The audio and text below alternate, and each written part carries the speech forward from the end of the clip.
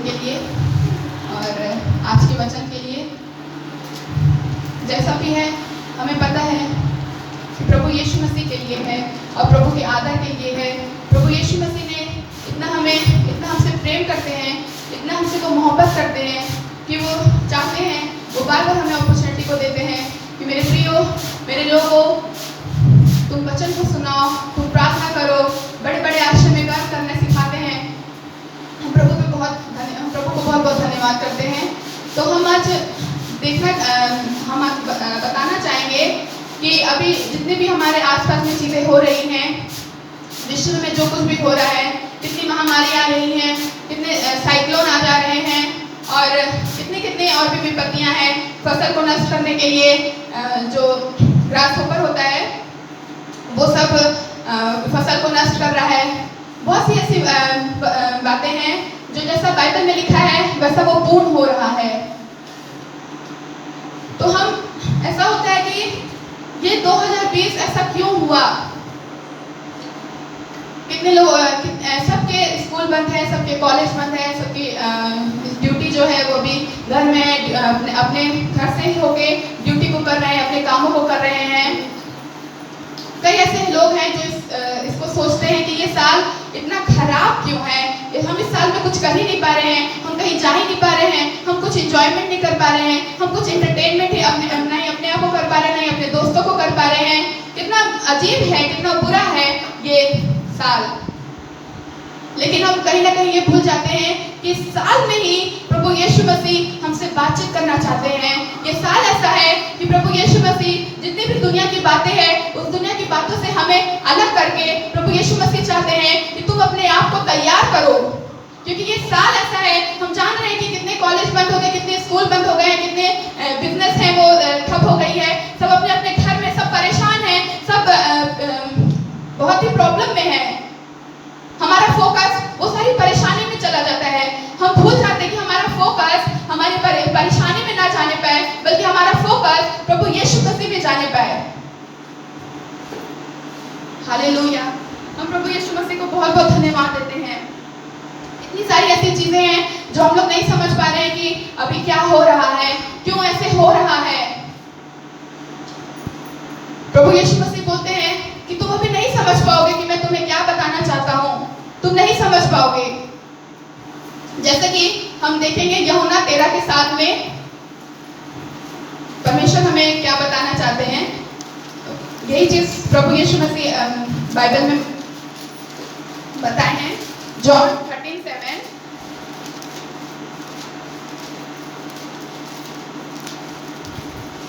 कोई भी एक जन पढ़े, यूहन्ना 13 का 7। यीशु ने उसको उत्तर दिया, जो मैं करता हूँ तू उसे अभी नहीं जानता, परंतु इसके बाद समझेगा। ये वचन भी हमें बतलाता है कि अभी तुम नहीं जानते हो कि क्या हो रहा है, अभी तुम नहीं जानते हो कि देश में क्या हो रहा है, अभी तुम नहीं जानते कि क्यों तुम्हारा कॉलेज बंद हो गया है, तुम कुछ चीज नहीं कर पा रहे हो, तुम ड्यूटी नहीं कर पा रहे हो, तुम बिजनेस नहीं कर पा रहे हो, अभी तुम नहीं जानते हो। लेकिन बाद में तुम समझोगे, जब प्रभु यीशु मसीह का काम आपके हृदय में होने लगेगा, आपके जीवन में होने लगेगा, तब आपको समझ में आएगा कि हाँ, सच में प्रभु यीशु मसीह का कोई ना कोई प्लान है मेरे जीवन से। इसलिए ऐसा होगा कि वो सारी दुनिया की बातों से हमें अलग किए हैं, ताकि हम और भी करीब आए वचन के, हम और भी प्रार्थना में आए, हम और भी प्रभु यीशु मसीह के बारे में जाने की जब कोई हमसे प्रभु यीशु मसीह के बारे में पूछे तो हम उसको बताए, हम चुप ना बैठे, क्योंकि प्रभु चाहते हैं कि तुम लज्जित ना हो, तुम मेरी हर एक बातों को जानो। जैसा कि पहला पत्रस में लिखा हुआ है कि तुम हमेशा रेडी रहो, हमेशा रेडी रहो हर एक क्वेश्चन के लिए जब भी कोई तुमसे पूछता है। प्रभु खुद चाहते हैं कि तुम तैयार रहो, तैयार हो। इसलिए ऐसा समय है कि हम अपने जीवन को प्रभु यीशु मसीह को सौंपना है, हमें जानना है, हमें तैयार होना है, क्योंकि आने वाले समय में हम नहीं जानते हैं कि क्या होने वाला है। प्रभु यीशु मसीह चाहते हैं मेरे प्रियो कि तुम तैयार हो जाओ। कई बार ऐसा होता है कि हमारे जीवन में नकारात्मक स्थिति आ जाती है, उसको इंग्लिश में जैसे बोलेंगे नेगेटिव सिचुएशन आ जाती है। और ऐसा होता है कि हम जब हमारे जीवन में ऐसा नेगेटिव सिचुएशन आती है, नकारात्मक स्थिति आती है, जैसे कि अरे ये क्यों हो गया, हमारी लड़ाई झगड़े क्यों हो रहे हैं, हम अपने पति पे क्यों लड़ाई कर रहे हैं, पत्नी से क्यों लड़ाई कर रहे हैं, हमारा फ्रेंड जो है हमें क्यों छोड़ दिया, हमारे बच्चे क्यों हमारी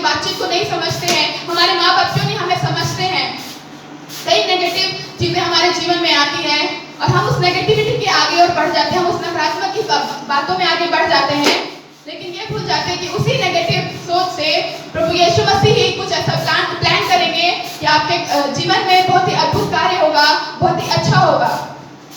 जैसे कि हम मोसेस के जीवन को देखते हैं, मूसा के जीवन को देखते हैं, जब आप उनके जीवन को देखेंगे, उनके जब आप जीवन को देखेंगे, सच में कैसे खुदावन यीशु मसीह, कैसे यहोवा परमेश्वर उनको इस्तेमाल किया, कैसे उनको तैयार किया, और उनके नेगेटिव सिचुएशन, मतलब उनका जो नकारात्मक स्थिति थी, कि कौन सी ऐसी नकारात्मक स्थिति थी, अभी हम बाइबल में पढ़ेंगे, जिसकी वजह से वो वहां से भागे थे। लेकिन प्रभु यीशु मसीह उसी सिचुएशन से जब वो भागते हैं, तब प्रभु यीशु मसीह उनको एक लीडर बनाते हैं, वो एक ऐसा वो पूरे इस्राएली को लीड करते हैं। सच में प्रभु यीशु मसीह का कैसा प्लान है कि हमारे नेगेटिव सिचुएशन ही जो रहती है वही हमारे अच्छे होने का कारण है, लेकिन हम ऐसा उस नकारात्मक बातों में खो जाते हैं कि हम प्रभु की अच्छाई को नहीं देख पाते हैं, हम प्रभु के प्लान को नहीं देख पाते हैं। कई सारी परिस्थिति आती है हमारे जीवन में, कई सारी परेशानी आती हैं, ऐसा कुछ भी होता है तो मोसेस के जीवन को देखें, उनकी जर्नी को देखें कि कैसे प्रभु यीशु मसीह छोटे से बड़े, कैसे मूसा छोटे से बड़े होकर अपने जीवन को तय किए, प्रभु यीशु मसीह उनकी कैसी सहायता और मदद किए। तो उसके लिए हम पहले निर्गमन 2 को पढ़ेंगे 11 से 15। उसमें हम पहले देखेंगे कि वो कौन सी नकारात्मक बातें थी जिसकी वजह से मूसा उस जगह से चले गए। कुछ ऐसी बातें हैं कि जिससे मोसेस अपने जीवन को इतने डर गए थे मूसा कि वो उस जगह से ही भाग गए, उस शहर को ही छोड़ दिए। वो इतना डर गए थे कि लोग मुझे मार देंगे, लेकिन प्रभु यीशु मसीह ही ऐसे समय में उनको इस्तेमाल किए। हम निर्गमन 2 का 11 से 15 पढ़ेंगे। ऐसा हुआ कि जब मूसा जवान हुआ और बाहर अपने भाई बंधुओं के पास जाकर उनके दुखों की दृष्टि करने लगा, तब उसने देखा कि एक मिस्री जन उसके एक इब्री भाई को मार रहा है। उसने इधर उधर देखा कि कोई नहीं है, तो उस मिस्री को मार डाला और बालू में छिपा दिया। फिर दूसरे दिन बाहर जाकर उसने देखा कि 2 इब्री पुरुष आपस में मारपीट कर रहे हैं। उसने अपराधी से कहा, तू अपने भाई को क्यों मारता है? उसने कहा, किसने तुझे हम लोगों पर हाकिम और न्यायी ठहराया? जिस भांति तूने मिस्री को घात किया, क्या उसी भांति तू भी मुझे घात करना चाहता है? तब मूसा यह सोचकर डर गया, निश्चय वह बात खुल गई है। जब फिरौन ने यह बात सुनी, तब मूसा को घात करने की युक्ति थी। यहाँ पे हम देखेंगे कि मूसा ने जब मिद्यान देश में जब वहाँ पे थे, तो वहाँ पे लड़ाई हो रही थी, तो उन्होंने एक भाई को मार दिया। तो फिर एक बार ऐसा हुआ कि 2 भाई लोग लड़ रहे थे, तो मूसा ने उन लोगों को बोला कि तुम क्यों लड़ रहे हो? तो उसमें से एक आदमी ने बोला कि जैसा तुमने उस आदमी को मार दिया था, वैसे तुम हमें भी मार दोगे क्या? वो इतना डर गया। सच में ये मतलब इसको आप सोचिए कि उस समय कैसा हालात होगा मूसा का, कि वो एक खून किया था और फिर उसके बाद उसको लोग देख चुके थे, और वो इतना डर गया था कि लोग अब तो मुझे देख चुके हैं, अब मैं क्या करूंगा? अब मैं यहाँ रहूंगा तो मुझे लोग मार देंगे, मुझे फिरौन मार देंगे, अब मैं क्या करूंगा? मैं यहाँ नहीं रहूंगा। और वो वहां से भाग जाता है। यहाँ पे देखिए कैसे नकारात्मक बातें आई कि उसके हाथों द्वारा एक खून हो गया और उसने मार दिया और वो वहां से भाग गया।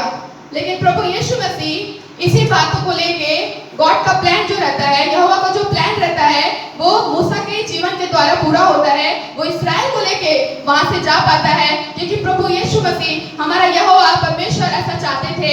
हम उसके लिए निर्गमन 2 का 9 से 10 पढ़ेंगे। फिरौन की बेटी ने उससे कहा, तू इस बालक को ले ले, जाकर मेरे लिए दूध पिलाया कर, और मैं तुझे। वो गलती हो गई।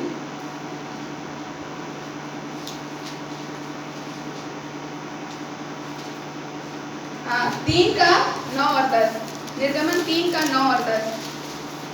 इसलिए अब सुन, इस्राएलियों की चिल्लाहट मुझे सुनाई पड़ी है, और मिस्रियों का उन पर अंधेर करना भी मुझे दिखाई पड़ा है। इसलिए आ, मैं तुझे फिरौन के पास भेजता हूँ कि तू तू मेरी इस्राएली प्रजा को मिस्र से निकाल ले आए। यहाँ पे देखिए कि यहोवा बोलते हैं, यहोवा चाहते हैं कि मेरे लोग मुझे पुकार रहे हैं, तो वो चाहते हैं कि मूसा वहां पे जाए और मेरे लोगों को छुड़ा के ले आए। सोचिए, वो एक खून किया हुआ है, वो उसके लोगों की नजर में वो एक अपराधी है, वो एक पापी है, लेकिन यहोवा उनसे इतना प्रेम करते हैं, वो हम सबसे इतना प्रेम करते हैं कि वो हमें चांस को देके, एक अपॉर्चुनिटी को देते हैं कि हम प्रभु यीशु मसीह का, हम यहोवा का विल को पूरा कर सके। जैसे कि यहाँ पे सोचिए कि उन्होंने खून किया था, लेकिन फिर भी यहोवा ने उनको उठाया और वो चाहे कि तुम ही जाओ और मेरे लोगों को वहां से छुड़ा के लाओ। हमारे भी जीवन में कई बार ऐसी बातें होती हैं कि हम सोचते हैं कि ये हमारे जीवन में क्यों हो रहा है, अब हमारे जीवन में कुछ बचा ही नहीं, हम यहाँ से भाग जाते। कई लोग ऐसे अपने जीवन में सोचते होंगे कि कुछ नहीं रहा हमारे जीवन में, हमसे कोई प्रेम नहीं करता है और वो यहाँ से भागना चाहते हैं। और कई ऐसे हैं कि वो अपने ही परेशानी में इतना ही डूबे चले जाते हैं कि वो आगे प्रभु यीशु मसीह की रोशनी को नहीं देख पाते हैं। कई बार ऐसे होता है, लेकिन मेरे प्रियो, प्रभु यीशु मसीह आपके ही ये जो डिफिकल्टीज है, आपकी जो प्रॉब्लम है, उससे में प्रभु यीशु मसीह आपको उठाना चाहते हैं, जैसे मूसा को उठाए। आपसे वो बहुत प्रेम करते हैं। प्रभु यीशु मसीह चाहते हैं कि तुम तैयार रहो और ये जितनी भी दुनिया की बातें हैं, तुम उसके लिए अपने आप को पहले तैयार करो मेरे लिए, ताकि तुम इस दुनिया का सामना कर सको।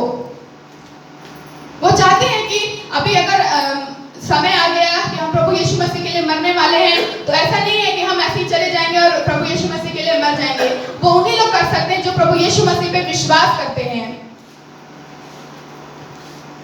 हम अगर प्रभु यीशु मसीह से बोलेंगे कि प्रभु यीशु, हमारे जीवन में ऐसी ऐसी प्रॉब्लम है, हमें कुछ भी नहीं आता, हमें कोई पसंद नहीं करता है, हमारी दुनिया के लोग मुझे नफरत करते हैं, मुझे बिल्कुल भी नहीं जानते हैं, लेकिन प्रभु यीशु मसीह ऐसा खुदा है, ऐसा परमेश्वर है, ऐसा यहोवा है कि उसी चीज में प्रभु यीशु मसीह आपको उठाएगा और इतना ऊंचा उठाएगा कि आप सोच भी नहीं सकते हैं।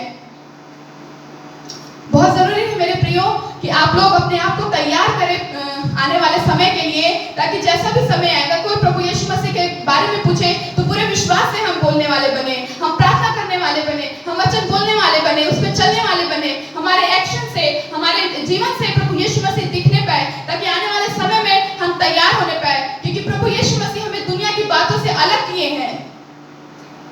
वो चाहते हैं कि अभी तुम मुझ पर फोकस करो, मुझ पर ध्यान लगाओ। वो अभी भी हमें ये अपॉर्चुनिटी को दिए हैं, वो अभी भी हमें बार बार ये चांस को दे रहे हैं कि मैं तुम्हें समय को दिया हूँ, तुम इस समय का भरपूर इस्तेमाल करो, तुम इस समय को ऐसा इस्तेमाल करो कि तुम मेरे बारे में और भी जानो। और मेरे जीवन में ऐसा हुआ है कि जब से ये चीजें हुई हैं, मैं और भी प्रभु यीशु मसीह के करीब आई हूँ, मैं और भी प्रभु यीशु मसीह को जानने लगी हूँ।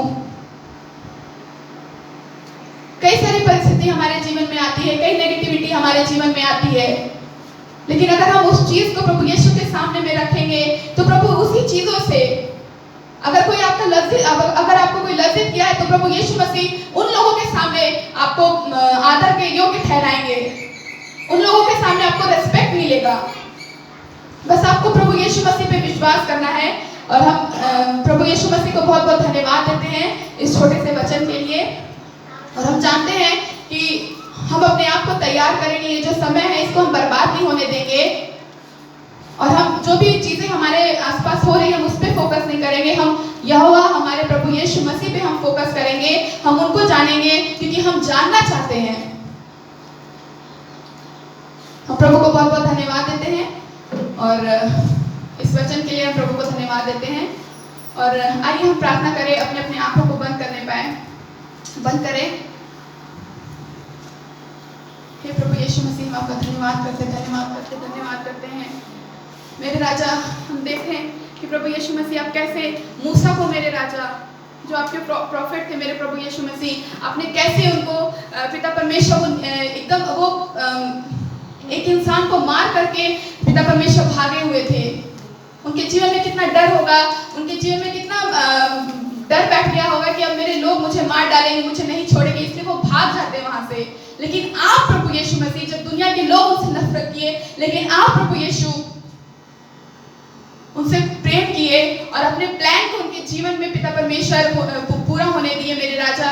हम आपका धन्यवाद करते होने दीजिए प्रभु यीशु कि हमारे जीवन में भी पिता परमेश्वर कई सारे पिता परमेश्वर नकारात्मक बातें आ जाती हैं, नेगेटिविटी आ जाती है मेरे राजा। और पिता परमेश्वर कई बार ऐसा भी होता है कि हम उस पर हावी हो, पिता परमेश्वर वो चीज हम पे हावी होने लगती है, लेकिन हम ऐसा प्रार्थना करें कि नहीं प्रभु यीशु मसीह, आप चाहते हैं कि हम अपने आप को तैयार करें। वो हमसे बहुत दायित्व प्रेम करते हैं। वो चाहते हैं कि मेरे बच्चे, मेरे बेटे और बेटी, तू अपने आप को तैयार करो। ये साल तुम्हारे लिए प्रिपरेशन के लिए है, ये साल तुम्हारी तैयारी के लिए है। दुनिया की बातों से तुम्हें अलग किया गया है ताकि तुम उस पर ध्यान लगाओ और आने वाली जितनी भी बातें होंगी, जितने भी सताव होंगे, जितने भी कष्ट होंगे, तुम उससे बिल्कुल भी नहीं डरोगे।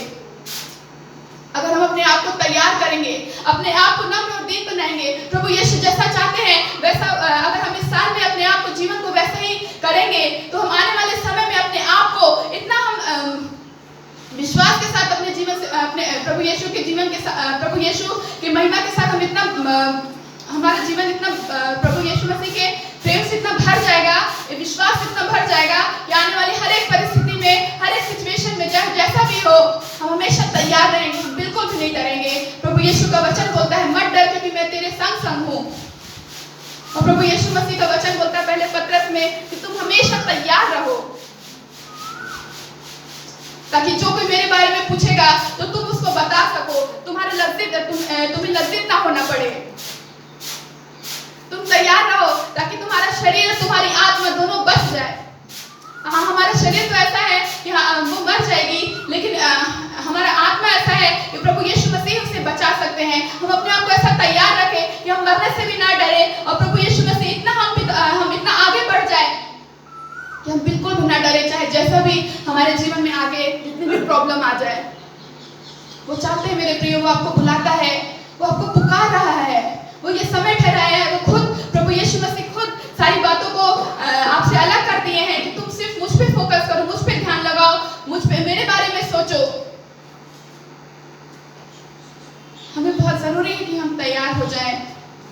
उन 5 कुंवारियों जैसे वो लोग तैयार थे, जब दूल्हा आया तो वो लोग 5 कुंवारी परमेश्वर यहोवा के साथ चले गए, प्रभु यीशु मसीह के साथ चले गए। हालेलुया, हालेलुया मेरे राजा।